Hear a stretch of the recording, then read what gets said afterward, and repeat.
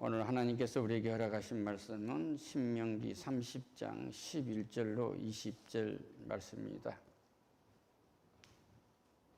우리나라와 내가 선택할 길이란 무엇인가란 주제로 은혜 나누도록 하겠습니다. 하나님은 모든 인간을 창조하시고 모든 인간이 선하게 살아갈 수 있도록 만물을 다 창조해서 우리의 식물이 되도록 하셨습니다. 그런데 아담과 하와가 선악과를 따먹음으로 그 뱀이라는 강교한 관계에 빠져서 선악과를 따먹음으로 인류는 하나님과 단절이 되게 됐어요. 그러니까 하나님은 우리에게 예수 그리스도를 이 땅에 보내셔서 그 죄 원죄를 사해 주셨습니다. 그러고 지금 말씀하십니다. 내가 오늘 하늘과 땅을 불러 너에게 증거를 삼았노라. 내가 생명과 사망과 복과 저주를 내 앞에 두었은즉 너와 내 자손이 살기 위하여 생명을 택하라고 말씀하세요. 오늘 주제가 우리나라와 내가 선택할 길이 무엇이냐고 묻는 주제를 가지고 우리는 은혜를 받고 있습니다. 생명을 택하라는 거예요. 여러분 생명을 택하셨습니까? 여러분 가족이 생명을 택하셨습니까? 그것은 주가 그리스도시고 살아계신 하나님의 아들이신 것을 마음으로 믿고 입으로 시인해서 구원을 받는 길 외에 없습니다. 인간이 어떤 공로나 어떤 많은 학식이나 많은 소유를 가지고 많은 명예를 가지고 그 어떤 것으로도 살 수 없습니다. 이 생명을. 그렇기 때문에 우리는 예수가 그리스도 살아계신 하나님의 아들이신 것을 반드시 믿고 구원받아서 이 땅에 하나님께서 주신 모든 은혜를 누릴 수 있기를 축원합니다. 할렐루야. 내 하나님 여호와를 사랑하고 그 말씀을 청종하며 하나님을 사랑한다는 것은 우리에게 옛 계명으로서 하나님을 사랑하고 내 자신을 사랑하라.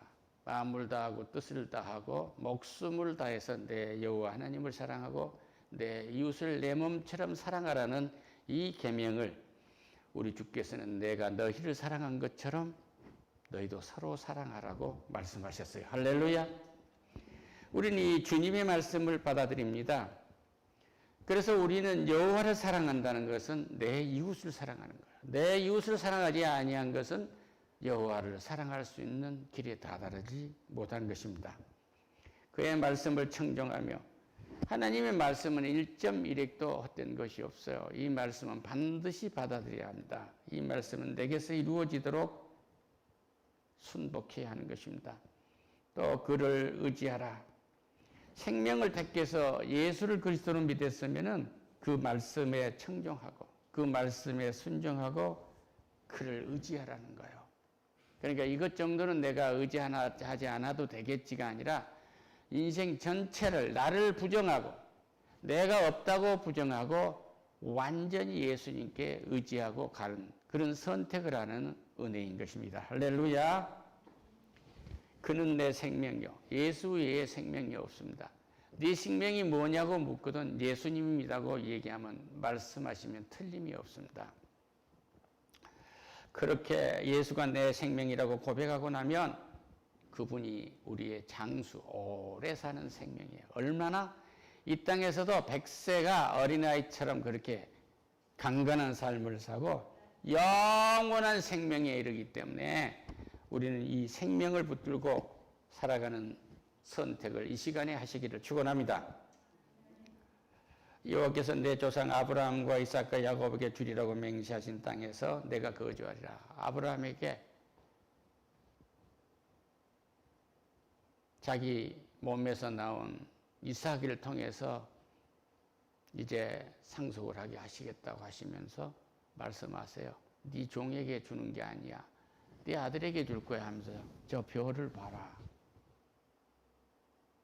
많지 않냐? 저 하늘의 별처럼 저 바다의 모래처럼 창대한 민족과 가문을 네가 이루어갈 것이다. 이 약속을 아브라함에게 하셨고 그 아들 이삭에게 하셨고 이삭의 아들 야곱에게 해서 이스라엘 12지파에게 했던 그 약속이 영적 이스라엘인 우리에게 지금 이루어지고 있는 것입니다. 할렐루야.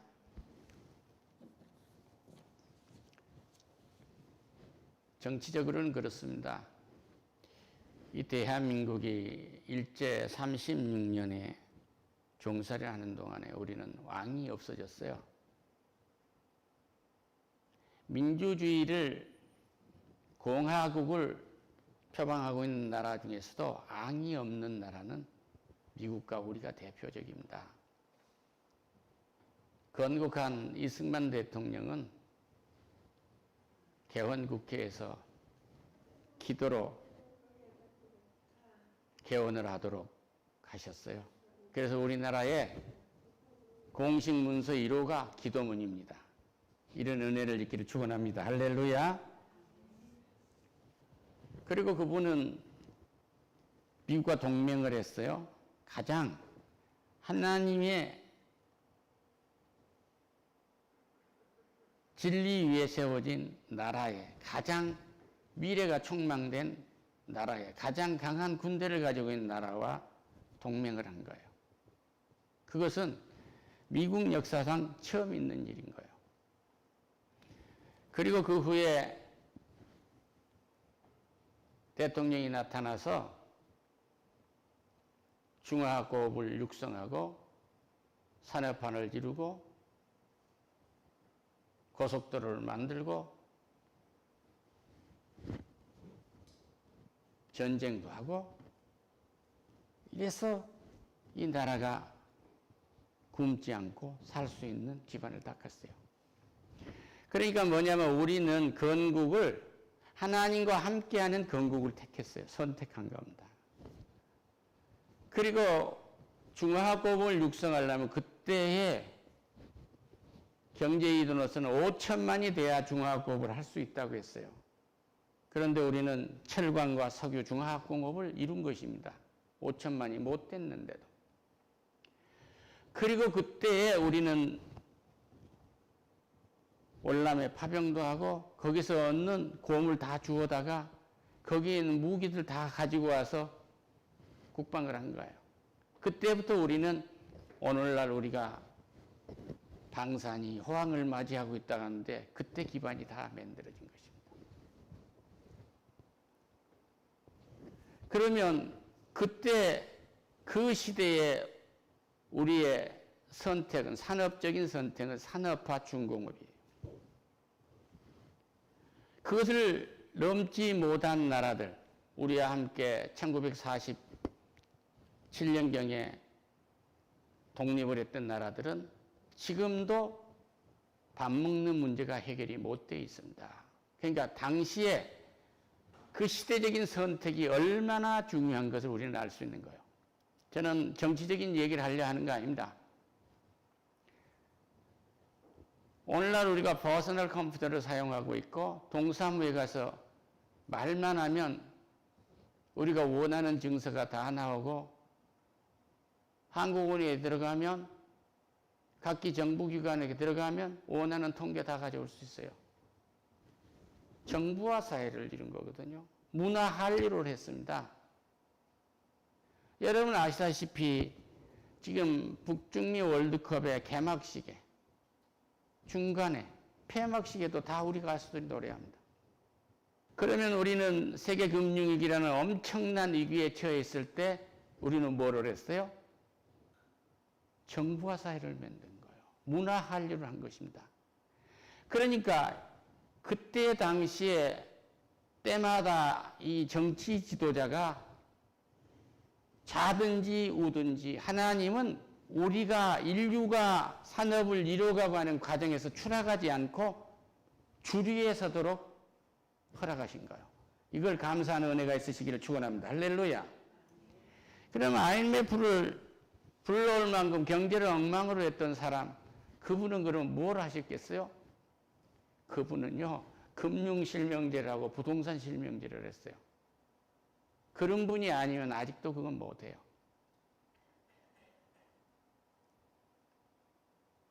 다 이야기는 할 수가 없어요. 그렇지만 뭐예요? 또 그 위에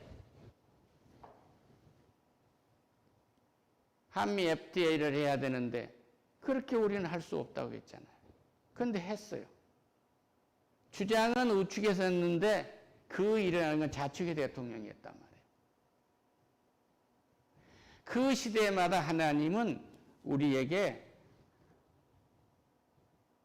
생명과 사망과 복과 이 저주를 앞에 놨는데 예수를 믿는 교회가 있기 때문에, 예수 믿는 은혜가 있기 때문에, 예수 믿는 나라를 따라가기 때문에 우리는 거기에 편승할 수밖에 없었고 그 방향으로 나갈 수밖에 없었던 거예요. 하나님은 강권적으로 그렇게 모신, 우리를 몰고 가는 은혜가 있었다는 사실을 믿으시기를 축원합니다. 할렐루야. 지금은 AI 시대라고 얘기를 합니다. 산업화 사회에 뒤처진 나라는 밥을 못 먹고 삽니다. 식량도 자립이 안 됩니다. 환경 문제도 온 겁니다. 정보화 사회에서 뒤떨어진 이야기는 모두가 모바일 정도는 사용할 수 있는 이런 환경이 되어 있을지 모르지만 아무것도 할 수 있는 일이 없어요. 선진국이라고 하는 일본만 가도 우리나라 말로 동사무소에 가면 손으로 서류 띄워줍니다. 행정은 미 행정체제를, 미 군정을 통해서 우리나라에 들어왔어요. 아주 효율적이고 능률적인 행정 시스템입니다. 책임과 권한이 거기에 다 묻어 있는. 그렇지만 이걸 신속하게 처리하고 있는 것은 정부화 시대를 열은 거예요. 국가 모습은 정부화한 것입니다. 이제 새로운 시대가 왔습니다.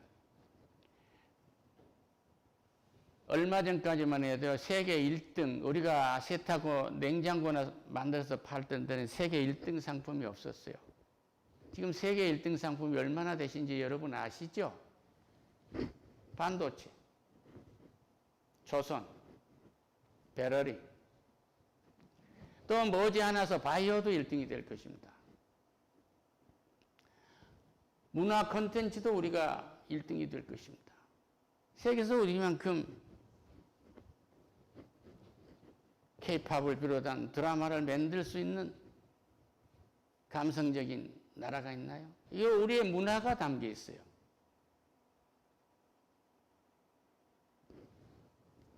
북중미 월드컵 개막식에서 부르는 노래가 한국말로 나와요. 또 넘어져도 다시 일어나자. 한국말로 나옵니다. 그 가수가 한국말로 부릅니다. 그럼 또 일어나서 우리는 얼마나 많이 엎어졌는지 몰라요. 이 나라가 얼마나 엎어지고 무릎이 깨지고 코가 깨졌는데 우리는 그때마다 우리 조상들은 다시 일어나도록 우리에게 글을 가르친 거예요. 할렐루야. 우리가 산업화 사회를 하고 세계 1등 상품을 만들어낼 수 있고 할 수 있는 것은 문명에서 해방됐기 때문에 이걸 감사하세요. 할렐루야. 얼마 전에 미국을 비롯한 9개 나라가 필리핀에